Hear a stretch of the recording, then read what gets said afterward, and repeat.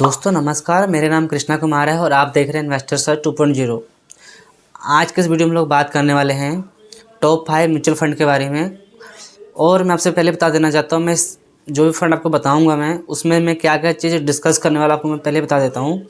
हम इसमें बात करेंगे फ़ंड कौन कौन से हैं सबसे पहली बात, और इस फंड के पिछले 5 साल के कितने रिटर्न रहे हैं वो बताऊँगा आपको वीडियो में आज।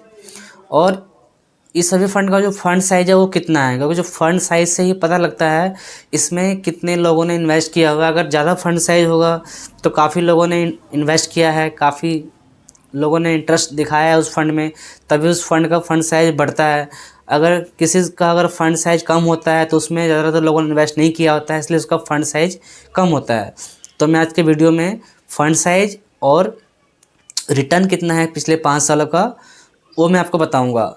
अगर आपको इनमें से किसी भी फंड का डिटेल वीडियो चाहिए, प्रॉपर उसका एक्सपेंस रेशो कितना है, उसका अल्फ़ा कितना है, उसका रिटर्न पिछले 6 महीने कितना है, पिछले 3 साल का रिटर्न कितना है, अगर आपको पूरा डिटेल चाहिए तो आप कमेंट कर सकते हो कमेंट बॉक्स में जाके।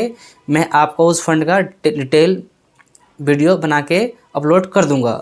तो चलिए वीडियो स्टार्ट करते हैं और हम सिर्फ फंड के बारे जानेंगे और रिटर्न के बारे जानेंगे पिछले 5 साल का, और 5 फंड के बारे जानेंगे। लेकिन उससे पहले मैं आपसे बात करना चाहूँगा, एक जो भी फंड के बारे में आज इस वीडियो में बात करने वाला हूँ, कोई भी फंड हमारी तरफ से कोई रिकमेंडेशन नहीं है, इन्वेस्टमेंट एडवाइस नहीं है। किसी भी फंड में इन्वेस्ट करने के पहले आप एक बार खुद की रिसर्च ज़रूर करें और अपनी सलाहकार से सलाह लेकर ही इन्वेस्ट करें, ऐसे इन्वेस्ट ना करें। क्योंकि लार्ज कैप म्यूचुअल फंड जो होता है भले ही थोड़ा कम रिस्की होता है मिड कैप स्मॉल कैप के मुकाबले, लेकिन इन्वेस्टमेंट तो आपका इक्विटी मार्केट में ही हो रहा है। तो मिनिमम इसमें भी अगर आपको इन्वेस्ट करना है तो मिनिमम 5 साल से कम का टाइम इसमें नहीं होना चाहिए। कम से कम 3 से 5 साल का आपके पास टाइम होना चाहिए, तभी आप इसमें इन्वेस्ट करें, नहीं तो आपका लॉस हो सकता है। तो इसीलिए अपने सलाहकार से सलाह लेकर इन्वेस्ट करें, या फिर खुद को आपको नॉलेज है तो उसके खुद की भी रिसर्च ज़रूर करें, उसके बाद ही इन्वेस्ट करें। तो कोई भी रिकमेंडेशन हमारी तरफ से नहीं है। जो भी फंड आपको बताऊंगा आज मैं सिर्फ एजुकेशन पर्पज़ से बनाया गया वीडियो है ये। तो चलिए दोस्तों वीडियो को स्टार्ट करते हैं, देखते हैं नंबर 5 पे कौन सा फंड है। और आपको मैं बता देना चाहता हूँ, ऐसा नहीं है जो मैं आपको बताऊँगा नंबर 1 पे वो नंबर 1 फंड होगा, या नंबर 3 पे होगा तो नंबर 3 फंड होगा। ये एक रैंडम फंड लिया गया है, बाकी सभी फंड काफ़ी अच्छे हैं जो इस वीडियो में आपको बताऊँगा मैं। और ऐसा भी नहीं है कि जो फंड के बारे में मैंने नाम नहीं लिया है वो ख़राब फंड है, ऐसा नहीं है। तो ये आपकी चॉइस हो सकती है इन्वेस्टमेंट करने की। तो चलिए वीडियो को स्टार्ट करते हैं। तो दोस्तों ये सबसे पहला लार्ज कैप म्यूचुअल फंड है वो है Nippon India large cap mutual fund. अगर हम इस फंड की रिटर्न की बात करें, पिछले 5 साल की सालाना रिटर्न कितना इस फंड ने दिया है, तो करीब करीब 23% का रिटर्न दिया है पिछले 5 सालों में, सालाना रिटर्न जो है इस फंड का। अगर हम इस फंड की फंड साइज की बात करें तो करीब करीब 35,000 करोड़ का इस फंड का फंड साइज है। तो आप देख सकते हो रिटर्न जो है 23% का सालाना रिटर्न है इस फंड का पिछले 5 सालों में।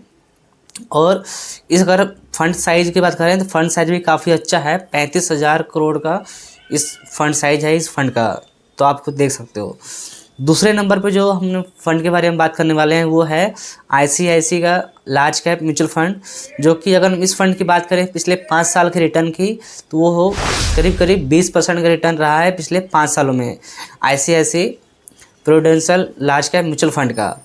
अगर हम इस फंड का फंड साइज की बात करें तो फंड साइज इसका है 63,000 करोड़ का इसका फंड साइज है ICICI large cap mutual fund का। आपको देख सकते हो 63,000 करोड़ का फंड साइज है इस फंड का, तो काफ़ी अच्छा फंड है। तो मैंने पहले बताया था जो भी फंड के बारे में बात करूंगा काफ़ी अच्छे फंड है। ऐसा नहीं है कि कोई भी फंड हम उठा के आपको हमने बता दिया, ऐसा नहीं है।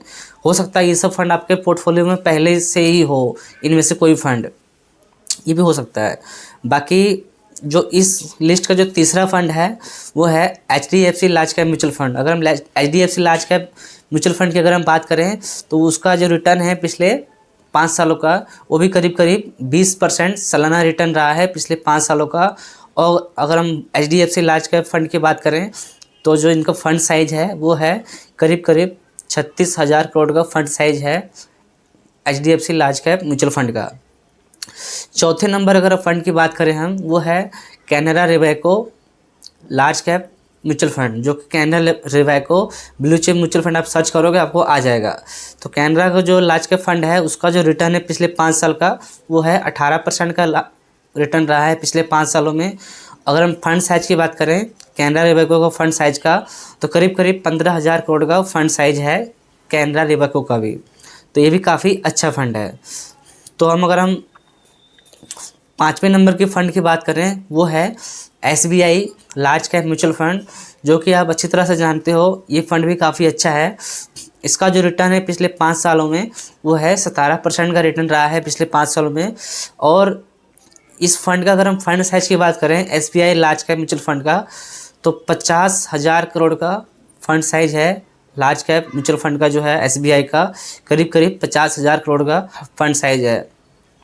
तो आप देख सकते हो जो भी मैंने आपको 5 फंड के नाम बताएं और आपको रिटर्न बताएं, रिटर्न भी काफ़ी अच्छे हैं। इसमें से किस में इन्वेस्ट करना है ये आपके ऊपर डिपेंड करता है। एक खुद भी आप कंपेयर कर सकते हो, रिटर्न एक्सपेंस रेशो ये सब हम कंपेयर कर सकते हो। नहीं तो आप मुझे कमेंट कर सकते हो कौन सा फंड का किसके साथ कंपैरिजन करके आपको मैं वीडियो बना के आपको अपलोड कर सकता हूँ यूट्यूब पे। बाकी जो फंड साइज है आप देख सकते हो, सबका फंड साइज अलग अलग है, रिटर्न भी अलग अलग हैं। जैसे कि निप्पॉन का 5 साल का रिटर्न 23% का है, ICICI का 20% है, 20% HDFC का है, कैनरा का है 18% का, SBI का 17% का है। तो ऐसा नहीं है कि अगर अभी पिछले 5 सालों में रिटर्न SBI का कम है तो ऐसा नहीं कि आगे भी कम रहेगा। ये रिटर्न ऊपर नीचे होते रहते हैं। अगर आप लॉन्ग टर्म में देखोगे आप 5-10 साल में, तो ज़रूरी नहीं है कि जिसका रिटर्न कम है वो फंड ख़राब होता है या उसका रिटर्न आगे कम मिलेगा, ऐसा नहीं होता है। आप किसी भी फंड में अगर आप इन्वेस्टमेंट करते हो तो मिनिमम आपको 3 साल का टाइम तो देना ही चाहिए। 3 साल के बाद आप देखो जो आपका फंड है, जो उसका बेंचमार्क है, उसको अगर आप वो रिटर्न में बीट नहीं कर पा रहा है और अपने कैटेगरी एवरेज के रिटर्न को भी बीट नहीं कर पा रहा है, तो वो फंड में से आपको निकल जाना चाहिए। अगर आपका फंड भले ही बाकी फंड से रिटर्न कम निकाल के दे रहा हो, लेकिन अगर अपने बेंचमार्क को बीट कर पा रहा है और कैटेगरी का जो एवरेज रिटर्न है उसको बीट कर पा रहा है, तो काफ़ी अच्छा फंड है। आप किसी भी फंड में इन्वेस्टमेंट हो तो आप ये चीज़ें देख सकते हो।